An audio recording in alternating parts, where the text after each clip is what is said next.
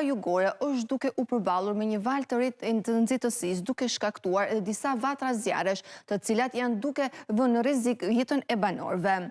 Autoritetet kanë urdhëruar evakuimin e rreth 30.000 personave, ndërsa mira zjarfikës po luftojnë me flakët. Zonat të cilat po përballen me më shumë rrezikshmëri janë fshatra, rajone në Itali, Spanjë apo dhe në Francë.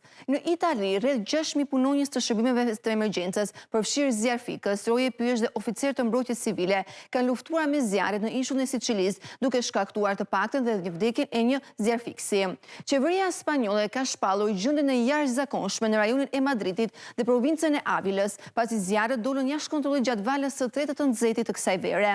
Temperaturat kanë arritur deri në 47.4 gradë Celsius, ndërsa rreth 10.000 banor janë evakuuar në zonat përreth Madridit. Për përballimin e situatës janë angazhuar dhe njësitë ushtarake të emergjencës.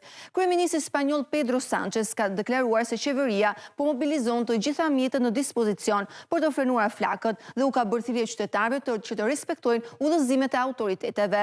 Edhe në Francën jugperëndimore, një zjarr masiv pranë Bordeaux ka djegur mbi 37.000 hektar pyje brenda pak më shumë se 24 orësh. Më shumë se 18.800 persona, përfshirë mijëra turistë, janë evakuuar nga kampingjet dhe shtëpitë e pushimit. Autoritetet kanë raportuar se disa banesa janë shkatruar, ndërsa rreth 800 zjarfikës dhe 4 avion janë ende duke punuar për izolimin e flakëve.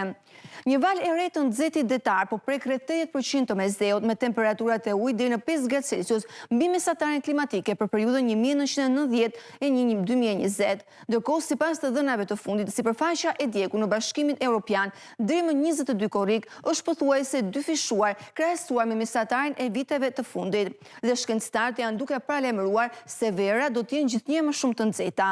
Ata paralajmërojnë se ndryshimet klimatike dhe braktisja e tokave bujqësore po krijojnë kushtet ideale për përhapjen e zjarreve me përmasa gjithnjë e më të mëdha. Së shpejti nuk mund të përjashtojmë skenaret si ferri i Dantes me zjarre që përfshin qindra mijëra apo dhe 1 milion hektar, janë shprehur ekspertët. Shkencëtarët theksojnë se ndryshimet klimatike kanë rritur ndjeshëm rrezikun e thatësirës në Europë, duke krijuar kushte ideale për përhapjen e zjarreve, ndërsa vala e të nxehtit vijojnë të shkaktojnë pasojat të rënda për njerëzit, bujqësinë dhe ekosistemet.